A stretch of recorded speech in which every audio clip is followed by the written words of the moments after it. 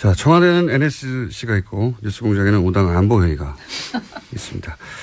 이철희, 정유섭, 송금주, 진수희, 이정미 의원 5분 나와 계시고요. 당에서 이낙연 총리 후보자 인준 문제 가지고 2부에서는 한참 얘기했고 이철희 의원이 한번 봐달라고.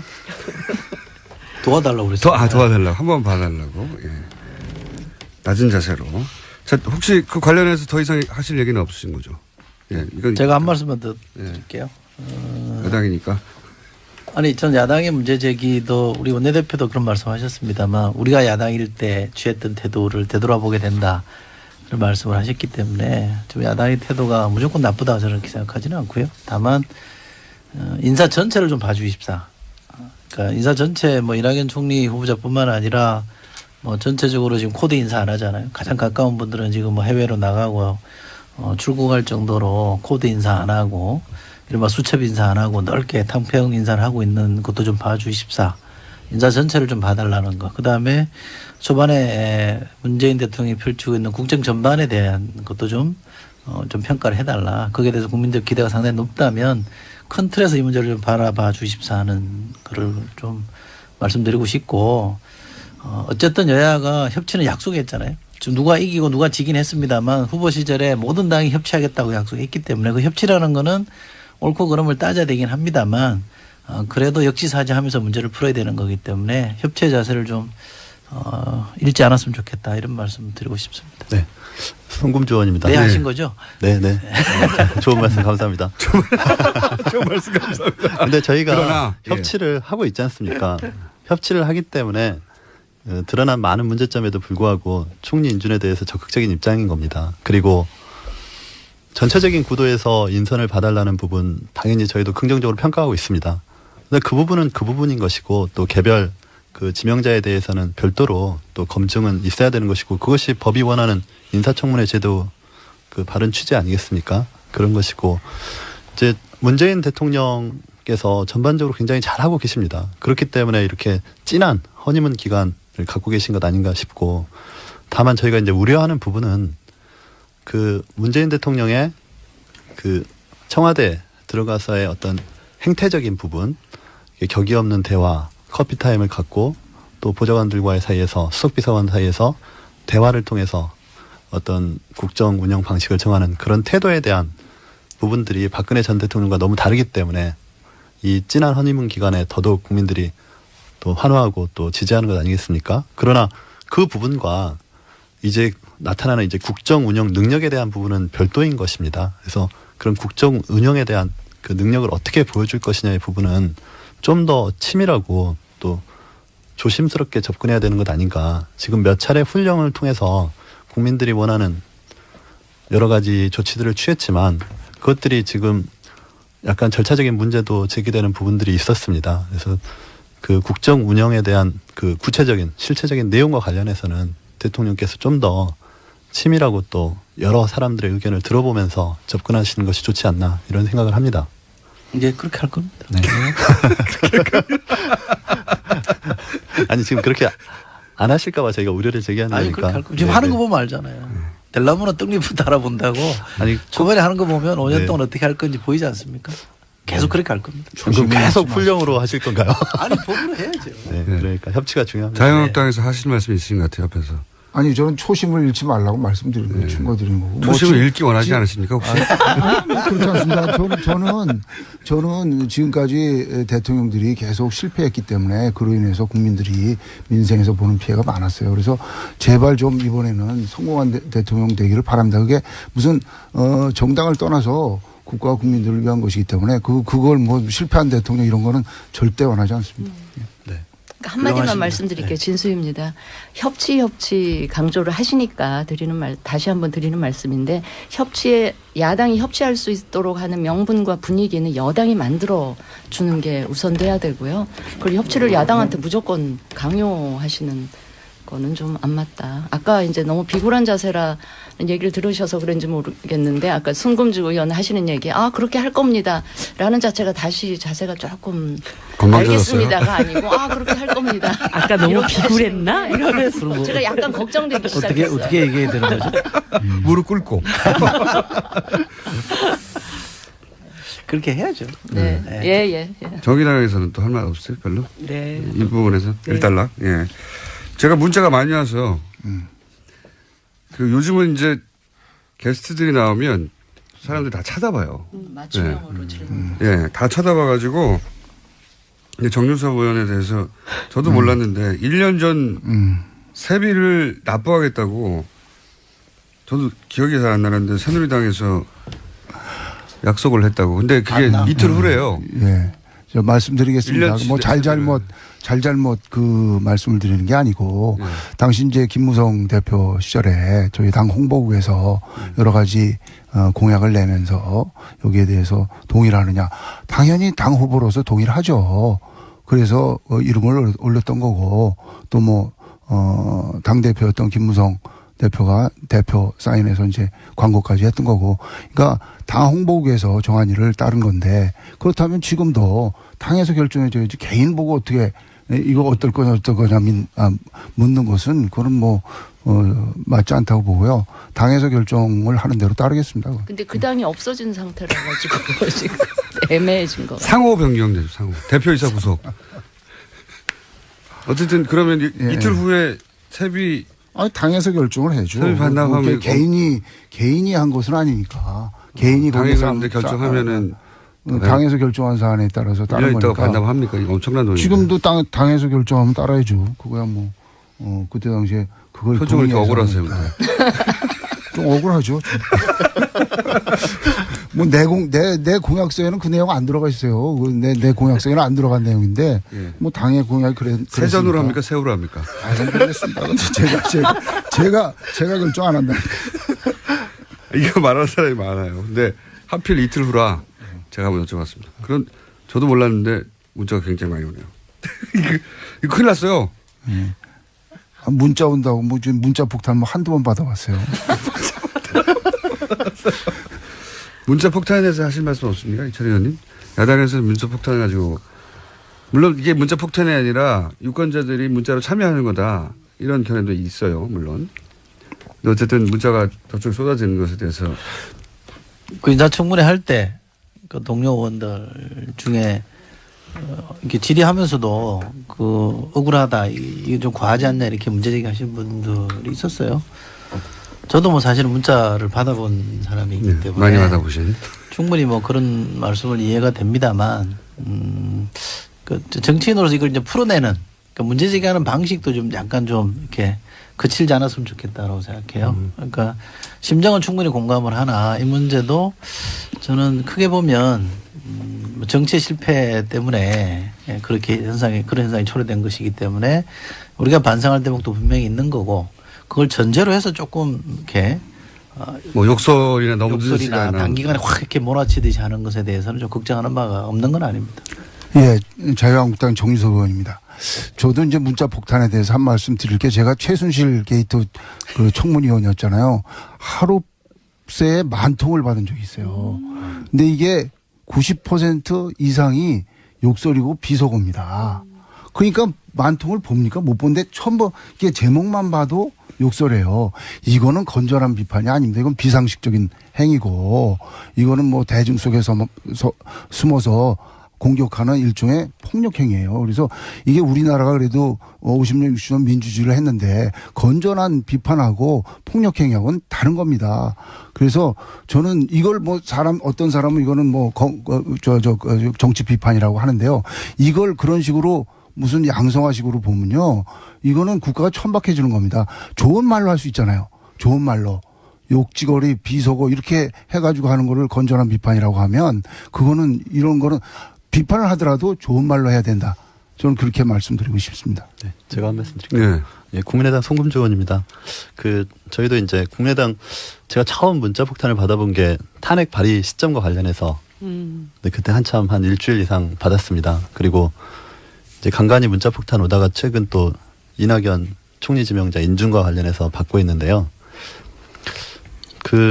전반적으로는 이렇게 다시 단문자를 보내고 이렇게 왔다 갔다 의사소통을 해보면 자신들의 이제 정치적 의사를 표현하는 과정에서 좀 과도한 측면이 있는 것은 사실이지만 대화를 해보면 또 풀리는 면이 있습니다. 우리 입장을 설득하면. 그래서 제가 봤을 때는 지금 이제 앞으로 4차 산업혁명 시기가 도래하고 사실 통신이 굉장히 자유로워진 시점이기 때문에 그 국민들의 직접 민주주의에 대한 요구가 굉장히 커진다고 합니다. 뭐 많은 4차 산업혁명 관련 책에서 그렇게 얘기를 하더라고요. 그래서 그런 문자폭탄도 사실상은 과도기적인 상황에서 그러니까 국민들의 의사표현의 수단들이 이제 아직 정리되지 않은 단계라고 보이거든요. 그러니까 직접 민주주의 형태가 이제 계속 의사표현의 방법으로 나타날 텐데, 그래서 그 부분들을 국회가 됐든 또 이렇게 시민사회가 됐든 좀 정리할 필요는 있는 것 같아요. 룰을 정해주는 필요는 있는 것 같은데, 여하튼 지금의 현상에서는 그 문자폭탄이라는 게 의원 개개인한테는 굉장히 심적으로 부담스러운 건 사실입니다. 그게 부담스러워 하는 걸 거야 아마. 아니 사실 이정미입니다.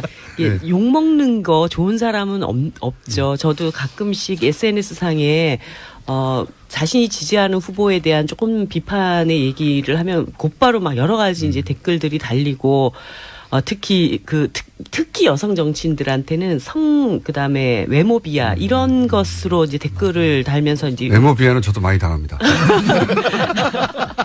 그런 경우들을 보면 가슴이 되게 아픈데 한편에서는 이게 정치인의 숙명인가 이런 생각도 드는 거예요. 그러니까 그런 점이 있죠. 어떤 그 나의 이야기, 나의 정치적 행위에 대한 반응이 오는 것이기 때문에 그 반응은 그대로 일단 받아들일 수밖에 없는 것이다. 근데 이것을 뭐 고소를 해야 된다, 적발을 해야 된다 이렇게 대응을 하면서 오히려 유권자들이 내가 당신에게 일정하게 메시지를 보내는데 신호를 보내는데 왜 그것을 수용적 태도를 먼저 갖기보다는 이거를 밀쳐내고 마치 그것이 굉장히 범죄적인 행위인 것처럼 국민들을 몰아치냐 이런 이제 불만들이 있으면서 이게 증폭된다고 할까 이런 것이 있어요. 그래서 한편에서는 정치인들은 어쨌든 이 반응에 대해서 이것은 정치인들이 항상 노출되어 있고 자신의 모든 언행과 정책 행위들에 대해서 평가의 대상이다라고 하는 이런 자세를 갖추는 게 1차적이라고 생각이 들고, 다만 이제 이 SNS가 굉장히 광범위하게 우리 사회를 지배하고 있는 속에서 유권자분들도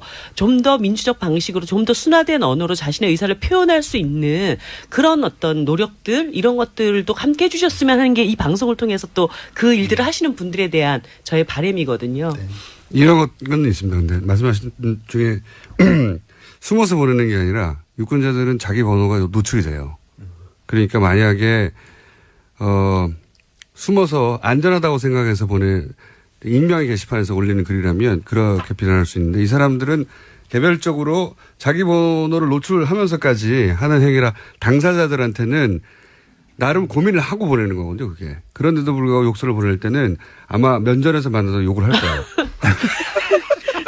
아니 근데 이런 게 있더라고요. 그 지난 대선 때 우리 이제 심상정 후보한테 막판에 이제 사표론이 막 일면서 굉장히 과격한 언어로 막 문자를 보내시거나 그다음에 그 SNS에 댓글을 다셨던 어떤 한 분이 대선이 끝나고 난 다음에 심상정 대표한테 문자를 보내셔가지고 그때는 자기가 정말 정권 교체가 안 될까 봐 너무너무 마음이 불안하고 힘들어서 그런 얘기를 했는데 지금 와서 다시 이렇게 보니까 정신이 돌아오고 보니 너무 과한 언어로 그렇게 해서 죄송하다 이런 문자가 또 오시기도 하더라고요. 맞아요. 그분들이 그분들은 하나는 개별적 행동이라 모여서 보내자 하고 보내는 게 아니라 보내놓고도 고민하고 보낼 때도 고민해요, 실제. 근데 그런 사람이 그렇게 많은 거죠. 많더라고요. 네. 그렇게 많은 거죠. 저는 그 탄핵 전인가요? 개헌 논란이 있어요. 제가 개헌파로 찍혔는데 저는 개헌 입장이 아니었거든요. 개헌에 반대 입장이었는데 네. 누군가가 이렇게 캡처를 해서 보내준 거 보니까 개헌파 중에 한 사람으로 지목을 해서 누가 올려놨더라고요. SNS에서. 그래서 문자가 막 들어오길래 저는 개헌 아닙니다. 개헌에 동의하지 않습니다. 그리고 특히 대선 전 개헌은 동의하지 않습니다. 개헌 필요성은 인정하나. 이렇게 답장을 보냈더니 제가 잘못 알았다고. 그렇다면 제가 죄송하다고 이런 문자를 보내는 거 보면 그 언어를 약간 격하게 쓰시는 분들이 있긴 하지만 대체로는 자기 주장을 하기 위해서 문자를 보내는 그렇죠. 건 분명한 네. 것 같아요. 근데 이게 어깨동무하고 어디 모여가지고 갑자기 확 보내는 게 아니거든요. 근데 그렇게 오해하기 쉽죠. 근데 한 번에 오니까. 중간에 정보를 좀 왜곡하시는 분들은 좀 있는 네네. 것 같아요. 그거는 조금 좀 주의를 해야 될 것 같아요. 칭찬 문자는 혹시 못 받아보셨습니까? 칭찬이요? 예. 칭찬도 있죠. 근데 칭찬은 한 1-2%? 1-2%. 네, 진수입니다. 예. 저는 뭐 현역이 아니라서 그렇게 우려할 만한 문자 폭탄을 받지는 않는데 그 아까 이정미 의원 그 얘기하신 거에 저는 전적으로 동감을 해요. 그런데 그게 이렇게 머리로는 이해를 하면서도 마음으로는 상처를 그렇죠. 맞습니다. 입거든요. 네. 근데 이제 그런 상처 입음으로 인해서 본인의 평소의 정치 그 소신이랄까 이 철학이랄까 이런 게 좀 위축되거나 그러지 않았으면 좋겠는데 정치인들도 사람이고 또 네. 유권자들의 표를 늘 의식해야 되기 때문에 아마 영향을 받을 텐데 아까 정유섭 의원 얘기처럼 그게 인신공격이나 무차별 언어폭력의 수준까지 가면 이제 국격의 문제와도 관련이 되니까 보내기 전에 한 번쯤은 생각하고 보내시는 게 좋겠다. 이런 모범 답안을 말씀을 드립니다. 예. 알겠습니다. 자, 시간이 별로 안 남아서 열심히 잘못한 걸 얘기했으니까 혹시 칭찬할 거리는 없습니까? 20일째인데 저는 진짜 하나만. 뭐 굉장히 뭐 여러 가지 얘기를 드리고 싶지만 특수활동비 문제 있잖아요. 특수활동비. 대통령의 특수활동비를 스스로 한 절반 가까이 그 없애버린 거. 이걸 딱 보면서 사실 저는 그게 이해가 좀 많이 안 됐어요. 그 수많은 돈을 영수증 처리하지 않고 공직자가 세금을 가지고 이렇게 마음껏 쓸 수 있다라고 하는 것이 과연 그렇게 써야 할 용처가 그렇게 많을까? 그렇게 많은 돈이 필요할까? 이 점에 대해서는 저는 이전부터 그것에 대해서 굉장히 좀 답답했었거든요. 근데 이번에 대통령께서 그렇게 선도적으로 이 문제를 딱 제기했다고 저는 생각을 하고, 그래서 뭐 국회에서도, 대통령께서 그렇게 하셨으니까 국회도 좀 약간 이 특수활동비 문제를 탁 털고, 국민들 앞에 좀, 멋진 개혁 국회요? 이런 것들을 보여주면 좋겠다. 국회 특수활동비들이 많이 있잖아요. 그런 생각이 들었어요. 국회가 그렇게 좋아하지는 않을 것 같은데요. 아니, 그러니까 보면은 뭐 국회도 연간 한 86억 정도 쓰는 걸로 알고 있는데 이렇게 되면 막 국회의장님한테 혼나는 거 아니야 나. 아무튼 그렇게 그 세비를 영수증 없이 처리해서 쓸 수 있는 돈이 너무 과도하게 많은 거 아닌가? 네. 특히 이제 국가정보원 같은 경우도 이런 특수활동비로 거기가 아주, 댓글 알바들 조직하고 뭐 이런 데 썼다라고 하는 게 드러나고 있잖아요. 그럴 때 약간 이 국정원이나 이런 쪽도 문제를 해결하려면 국회가 선도적으로 우리도 특수활동비 이제 공개적으로 꼭 써야 될 때는 영수증 처리해서 우리가 쓸 수 있으니까. 국회하고 국정원하고 규모가 어마어마하게 차이가 나는데. 네. 국정원이 거의 절반이더라고요, 특수활동비에. 그렇게 해가지고 국정원 그 특수활동비도 뭔가 제약할 수 있는 방안들을 국회가 좀 이끌어내고 이러면 좋겠어요. 청와대면 줄이면 안 되나요? 특수활동비 뭐. 알겠습니다. 예, 저는 없습니다. 진심입니다. 특수활동비가. 예. 잘한 거 글쎄요. 저는 이제 늘 정치하면서 네. 그러니까 우리 국민들은 아주 사소한 거에 감동할 준비가 늘 되어 있는데 왜 저 국민들을 감동을 못 시키나 하는 게 늘 제 답답함이었고 그랬는데 하여튼 문재인 대통령은 지금 그렇게 국민을 감동시키고 있는 거는 정말 박수를 쳐드리고 싶고 근데 이게 지금 상대평가 기간이다 보니까 상대평가. 예. 제가 생각하기에 이게 누가 됐더라도 전임 대통령이 워낙에 그랬기 때문에 다 박수를 받을 것 같긴 한데 뭐 문재인 대통령은 더 잘하고 계시고요. 제가 이제 좀 인상 깊었던 거는 뭐 특수활동비 그 부분하고 더해서 검찰의 이제 파격적인 인사, 약간의 이제 룰을 절차를 위반한 거는 있지만 좀 파격적인 인사 를 통해서 앞으로 이 검찰 개혁에 대한 의지 같은 걸 제가 좀 볼 수 있었다 하는 말씀을 드리고 특히 인사하고 관련해서는 여성 인사를 많이 좀 등용하겠다라는 그 의지가 읽히고 있는 것 같아서요. 특히 이제 피우진 보훈처장이라든지 강경화 장관 내정자의 경우도 저한테는 굉장히 신선한 그런 충격이었고요. 앞으로도 계속 그런 기대감을 가지고 바라볼 텐데 제가 이제 그런 특별한 그 관심을 갖는 이유는 이 박근혜 전 대통령으로 인해서 여성 정치인들에 대한 국민 이미지가 굉장히 부정적으로 바뀌어 있을 텐데 좀 이런 여성들이 능력 있고 이런 여성들이 많이 들어가서 그런 부정적인 이미지를 좀 확 좀 바꿔 넣었으면 좋겠다라는 생각을 갖고 기대를 갖고 있습니다. 저도 한두 가지만 말씀드릴게요. 한두 가지 이상은 생각 안 나시잖아요. 예, 자유한국당 정의선 의원입니다.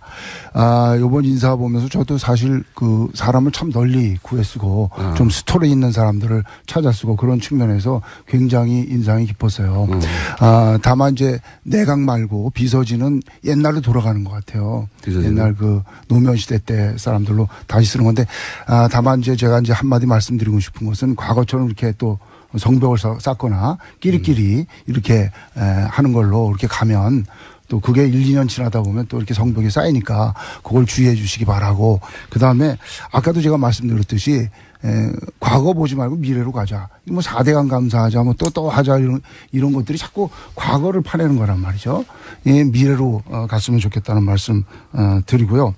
그다음에 권위주의 시대로 돌아가면 안 됩니다. 근데 지난번 경총이 비정규직 갖고 반대했더니 뭐 대통령이든 뭐 국가기획위원장이든 경총을 그냥 누르잖아요. 그렇게 하지 말고 불러다가 그런 얘기 들어보자.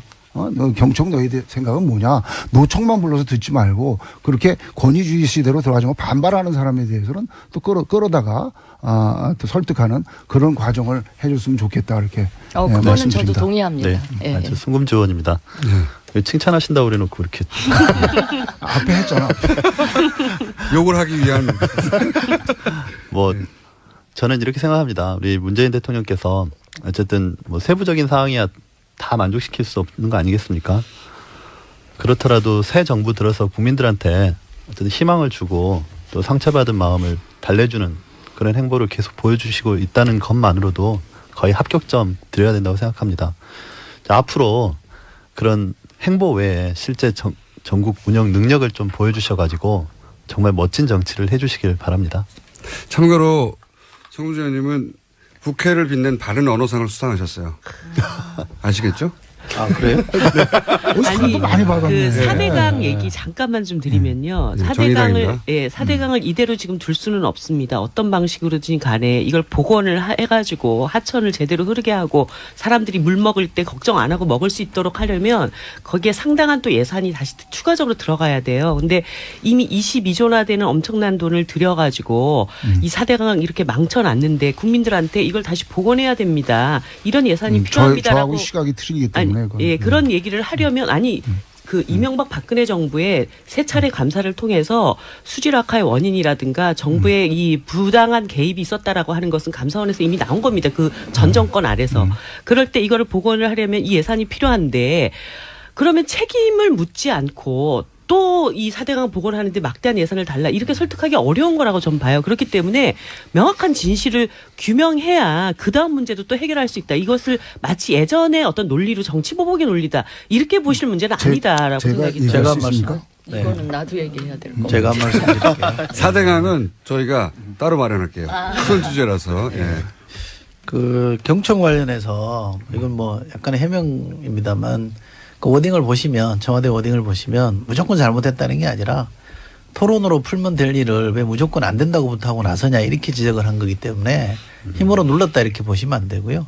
지금 문재인 정부는 힘으로 뭘 이렇게 누르고 대통령 권위로 이렇게 짓누르고 하는 거는 거의 없습니다. 그러니까 그런 오해는 좀 푸셨으면 좋겠고 잘한 점을 얘기하라고 그러니까 이걸 네. 할까 말까 고민이 많이 되는데 그래도 했다가 입국간 할지 몰라서 어느 정당이라고 제가 말씀 안 드리겠습니다만 한때 40% 넘는 지지율을 가지고 있던 정당이 지금은 지난주 금요일 날 갤럽 어느 조사 정당이라고 그렇게 보니까 말하신다는 게 그게 너무 그 더 디스 같아요. 예, 그럼 자유한국당입니다. 예, 갤럽 조사 보니까 이제 한 자릿수로 떨어졌는데 되게 이제 비도 많이 맞아 버리면 그칠 게 없잖아요. 그러니까 지지율이 한 자릿수 되면 사실은 막 이렇게 몰아붙일 수 있는데도 자유한국당이 지금 그러지 않는 것에 대해서는 저는 또 이래저래 의원들 자유한국당 의원들 만나보면 걔는 이제 합리적으로 판단하고 있는 것에 대해서는 저는 좀 잘하고 있다. 갤럽을 안 믿기 때문에. 칭찬하고 있는데 지금. 그래서 그 합리성에 대해서 저는 상당히 좀 기대하고 있다는 말씀드립니다. 자, 오늘 이 정도 해야 될 것 같습니다. 왜냐면은 더 가봐야 너무 훈훈하고, 박터지게 싸우고 머리끄댕이를 잡아야 제가 신나고 싸우는 사이에 화장실도 갔다 오고 하는데, 다들 너무 담담하시고. 하지만 조만간 다시 이제 싸울 날이 오겠죠. 4대강도 있고. 4대강 하면 또 하실 말씀이 또 많은 분들이 많잖아요. 예. 알겠습니다. 이 4대강에서는 또 편이 다르게 갈리겠죠? 예. 오늘은 여기까지 뉴스공장에서 마련한 사안이 있으면 이분들을 즉각 모셔가지고, 예. 5당 안보회의를 하는 것으로. 자, 더불어민주당의 이철희, 자유한국당의 정유섭, 국민당의 송금주, 바른정당의 진수희, 정의당의 이정미 의원이었습니다. 감사합니다. 고맙습니다. 고맙습니다. 자, 청와대는 NSC가 있고 뉴스공장에는 5당 안보회의가 있습니다. 이철희, 정유섭, 송금주, 진수희, 이정미 의원 5분 나와 계시고요. 당에서 이낙연 총리 후보자 인준 문제 가지고 2부에서는 한참 얘기했고 이철희 의원이 한번 봐달라고. 도와달라고 그랬어요. 도와달라고. 한번 봐달라고. 예. 낮은 자세로. 자, 혹시 그 관련해서 더 이상 하실 얘기는 없으신 거죠? 예. 이건 제가 한 말씀만 더 드릴게요. 여당이니까. 아니, 전 야당의 문제 제기도 우리 원내대표도 그런 말씀하셨습니다만 우리가 야당일 때 취했던 태도를 되돌아보게 된다. 그런 말씀을 하셨기 때문에 좀 야당의 태도가 무조건 나쁘다 저는 그렇게 생각하지는 않고요. 다만 인사 전체를 좀 봐주십사. 그러니까 인사 전체 뭐 이낙연 총리 후보자뿐만 아니라 뭐 전체적으로 지금 코드 인사 안 하잖아요. 가장 가까운 분들은 지금 뭐 해외로 나가고 출국할 정도로 코드 인사 안 하고 이른바 수첩 인사 안 하고 넓게 탕평 인사를 하고 있는 것도 좀 봐주십사. 인사 전체를 좀 봐달라는 거. 그다음에 초반에 문재인 대통령이 펼치고 있는 국정 전반에 대한 것도 좀 평가를 해달라. 거기에 대해서 국민들 기대가 상당히 높다면 큰 틀에서 이 문제를 좀 바라봐 주십사 하는 거를 좀 말씀드리고 싶고 어쨌든 여야가 협치는 약속했잖아요. 지금 누가 이기고 누가 지긴 했습니다만 후보 시절에 모든 당이 협치하겠다고 약속했기 때문에 그 협치라는 거는 옳고 그름을 따져야 되긴 합니다만 그래도 역지사지하면서 문제를 풀어야 되는 거기 때문에 협치의 자세를 좀 잃지 않았으면 좋겠다 이런 말씀 드리고 싶습니다. 네. 송금주 의원입니다. 네, 하신 거죠? 네. 좋은 말씀 감사합니다. 좋은 말씀 감사합니다. 근데 저희가 그러나, 협치를 하고 있지 않습니까? 협치를 하기 때문에 드러난 많은 문제점에도 불구하고 총리 인준에 대해서 적극적인 입장인 겁니다. 그리고 전체적인 구도에서 인선을 봐달라는 부분 당연히 저희도 긍정적으로 평가하고 있습니다. 근데 그 부분은 그 부분인 것이고 또 개별 그 지명자에 대해서는 별도로 또 검증은 있어야 되는 것이고 그것이 법이 원하는 인사청문회 제도 그 바른 취지 아니겠습니까? 그런 것이고 이제 문재인 대통령께서 전반적으로 굉장히 잘하고 계십니다. 그렇기 때문에 이렇게 진한 허니문 기간을 갖고 계신 것 아닌가 싶고 다만 저희가 이제 우려하는 부분은 그 문재인 대통령의 그 청와대 들어가서의 어떤 행태적인 부분, 격이 없는 대화, 커피 타임을 갖고 또 보좌관들과의 사이에서 수석비서관 사이에서 대화를 통해서 어떤 국정 운영 방식을 정하는 그런 태도에 대한 부분들이 박근혜 전 대통령과 너무 다르기 때문에 폭탄에 대해서 한 말씀 드릴 게 제가 최순실 게이트 그 청문위원이었잖아요. 하루 새에 10,000통을 받은 적이 있어요. 근데 이게 90% 이상이 욕설이고 비속어입니다. 그러니까 10,000통을 봅니까? 못 본데 처음 이게 제목만 봐도 욕설해요. 이거는 건전한 비판이 아닙니다. 이건 비상식적인 행위고 이거는 뭐 대중 속에서 숨어서 공격하는 일종의 폭력행위예요. 그래서 이게 우리나라가 그래도 50년, 60년 민주주의를 했는데 건전한 비판하고 폭력행위하고는 다른 겁니다. 그래서 저는 이걸 뭐 어떤 사람은 이거는 뭐 정치 비판이라고 하는데요. 이걸 그런 식으로 무슨 양성화식으로 보면요. 이거는 국가가 천박해지는 겁니다. 좋은 말로 할 수 있잖아요. 좋은 말로. 욕지거리, 비속어 이렇게 해가지고 하는 거를 건전한 비판이라고 하면 그거는 이런 거는 비판을 하더라도 좋은 말로 해야 된다. 저는 그렇게 말씀드리고 싶습니다. 네, 제가 한 말씀 드릴게요. 네. 예, 국민의당 송금주 의원입니다. 저희도 이제 국민의당 제가 처음 문자폭탄을 받아본 게 탄핵 발의 시점과 관련해서 근데 그때 한참 한 일주일 이상 받았습니다. 그리고 이제 간간히 문자폭탄 오다가 최근 또 이낙연 총리 지명자 인준과 관련해서 받고 있는데요. 그 전반적으로는 이렇게 다시 그 단문자를 보내고 이렇게 왔다 갔다 의사소통을 해보면 자신들의 이제 정치적 의사를 표현하는 과정에서 좀 과도한 측면이 있는 것은 사실이지만 대화를 해보면 또 풀리는 면이 있습니다. 우리 입장을 설득하면. 그래서 제가 봤을 때는 지금 이제 앞으로 4차 산업혁명 시기가 도래하고 사실 통신이 굉장히 자유로워진 시점이기 때문에 그 국민들의 직접 민주주의에 대한 요구가 굉장히 커진다고 합니다. 뭐 많은 4차 산업혁명 관련 책에서 그렇게 얘기를 하더라고요. 그래서 그런 문자폭탄도 사실상은 과도기적인 상황에서 그러니까 국민들의 의사표현의 수단들이 이제 아직 정리되지 않은 단계라고 보이거든요. 그러니까 직접 민주주의 형태가 이제 계속 의사표현의 방법으로 나타날 텐데, 그래서 그 부분들을 국회가 됐든 또 이렇게 시민사회가 됐든 좀 정리할 필요는 있는 것 같아요. 룰을 정해주는 필요는 있는 것 같은데, 여하튼 지금의 현상에서는 그 문자폭탄이라는 게 의원 개개인한테는 굉장히 심적으로 부담스러운 건 사실입니다. 그게 부담스러워 하는 걸 거야 아마. 아니 사실 이점입니다. 예, 네. 욕 먹는 거 좋은 사람은 없죠. 저도 가끔씩 SNS 상에 자신이 지지하는 후보에 대한 조금 비판의 얘기를 하면 곧바로 막 여러 가지 이제 댓글들이 달리고 특히 특히 여성 정치인들한테는 그다음에 외모 비하 이런 이 진한 허니문 기간에 더더욱 국민들이 또 환호하고 또 지지하는 것 아니겠습니까? 그러나 그 부분과 이제 나타나는 이제 국정 운영 능력에 대한 부분은 별도인 것입니다. 그래서 그런 국정 운영에 대한 그 능력을 어떻게 보여줄 것이냐의 부분은 좀 더 치밀하고 또 조심스럽게 접근해야 되는 것 아닌가. 지금 몇 차례 훈령을 통해서 국민들이 원하는 여러 가지 조치들을 취했지만 그것들이 지금 약간 절차적인 문제도 제기되는 부분들이 있었습니다. 그래서 그 국정 운영에 대한 그 구체적인 실체적인 내용과 관련해서는 대통령께서 좀 더 치밀하고 또 여러 사람들의 의견을 들어보면서 접근하시는 것이 좋지 않나 이런 생각을 합니다. 이제 그렇게 할 겁니다. 네. 아니 지금 그렇게 안 하실까봐 저희가 우려를 제기하는 아니 거니까. 그렇게 할 겁니다. 지금 하는 거 보면 알잖아요. 될라면 떡잎부터 알아본다고. 아니 초반에 하는 거 보면 5년 네. 동안 어떻게 할 건지 보이지 않습니까? 계속 그렇게 할 겁니다. 그럼 계속 훈령으로 하실 건가요? 아니 법으로 해야죠. 네, 그러니까 협치가 중요합니다. 자유한국당에서 하실 말씀이 있으신 것 같아요 옆에서. 아니 저는 초심을 잃지 말라고 말씀드리는 거예요. 충고드리는 거고. 초심을 읽기 원하지 않으십니까 혹시? 그렇지 않습니다. 저는 지금까지 대통령들이 계속 실패했기 때문에 그로 인해서 국민들이 민생에서 보는 피해가 많았어요. 그래서 제발 좀 이번에는 성공한 대통령 되기를 바랍니다. 그게 무슨 정당을 떠나서 국가와 국민들을 위한 것이기 때문에 그걸 뭐 실패한 대통령 이런 거는 절대 원하지 않습니다. 네. 한마디만 훌륭하십니다. 말씀드릴게요. 진수입니다. 협치 강조를 하시니까 다시 한번 드리는 말씀인데 야당이 협치할 수 있도록 하는 명분과 분위기는 여당이 만들어 주는 게 우선돼야 되고요.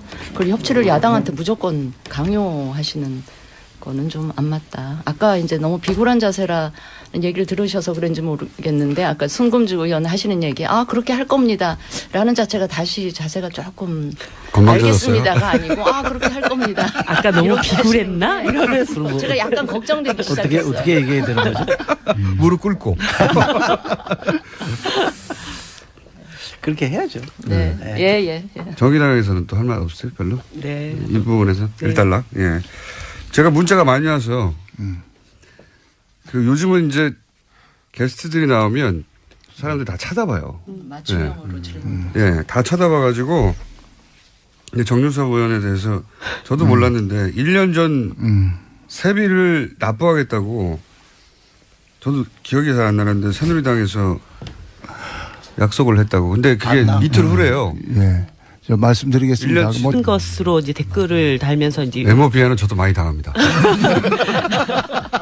그런 경우들을 보면 가슴이 되게 아픈데 한편에서는 이게 정치인의 숙명인가 이런 생각도 드는 거예요. 그러니까 그런 점이 있죠. 어떤 그 나의 이야기, 나의 정치적 행위에 대한 반응이 오는 것이기 때문에 그 반응은 그대로 일단 받아들일 수밖에 없는 것이다. 근데 이것을 뭐 고소를 해야 된다, 적발을 해야 된다 이렇게 대응을 하면서 오히려 유권자들이 내가 당신에게 일정하게 메시지를 보내는데 신호를 보내는데 왜 그것을 수용적 태도를 먼저 갖기보다는 이거를 밀쳐내고 마치 그것이 굉장히 범죄적인 행위인 것처럼 국민들을 몰아치냐 이런 이제 불만들이 있으면서 이게 증폭된다고 할까 이런 것이 있어요. 그래서 한편에서는 정치인들은 어쨌든 이 반응에 대해서 이것은 정치인들이 항상 노출되어 있고 자신의 모든 언행과 정책 행위들에 대해서 평가의 대상이다라고 하는 이런 자세를 갖추는 게 1차적이라고 생각이 들고, 다만 이제 이 SNS가 굉장히 광범위하게 우리 사회를 지배하고 있는 속에서 유권자분들도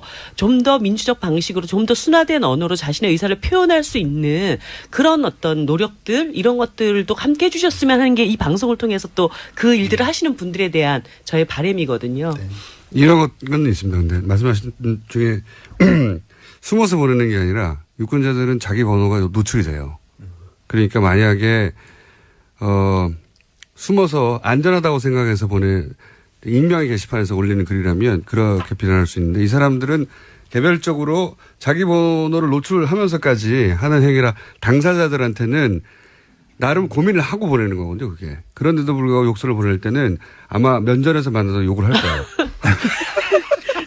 아니 근데 이런 게 있더라고요. 그 지난 대선 때 우리 이제 심상정 후보한테 막판에 이제 사표론이 막 일면서 굉장히 과격한 언어로 막 문자를 보내시거나 그다음에 그 SNS에 댓글을 다셨던 어떤 한 분이 대선이 끝나고 난 다음에 심상정 대표한테 문자를 보내셔가지고 그때는 자기가 정말 정권 교체가 안 될까 봐 너무너무 마음이 불안하고 힘들어서 그런 얘기를 했는데, 지금 와서 다시 이렇게 보니까 정신이 돌아오고 보니 너무 과한 언어로 그렇게 해서 죄송하다 이런 문자가 또 오시기도 하더라고요. 맞아요. 그분들은 하나는 개별적 행동이라 모여서 보내자 하고 보내는 게 아니라 보내놓고도 고민하고 보낼 때도 고민해요, 실제.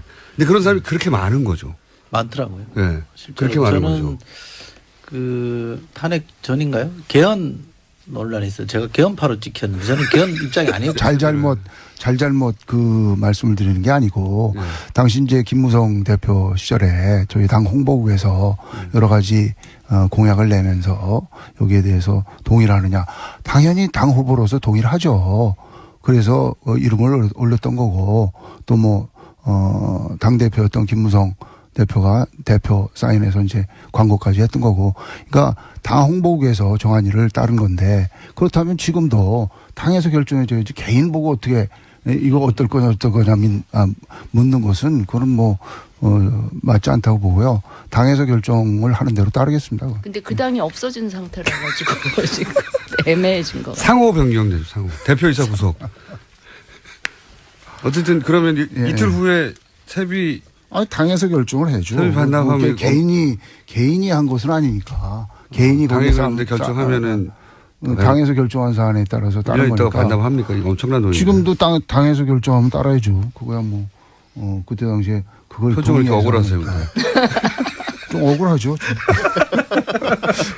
뭐 내 공약서에는 그 내용 안 들어가 있어요. 내 공약서에는 안 들어간 내용인데 예. 뭐 당의 공약이 세전으로 합니까? 세후로 합니까?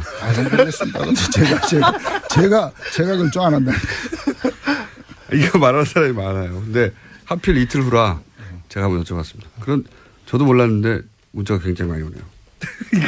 이거 큰일 났어요. 문자 온다고 뭐 지금 문자 폭탄 뭐 한두 번 받아봤어요. 문자 폭탄에 대해서 하실 말씀 없습니까? 이철희 의원님?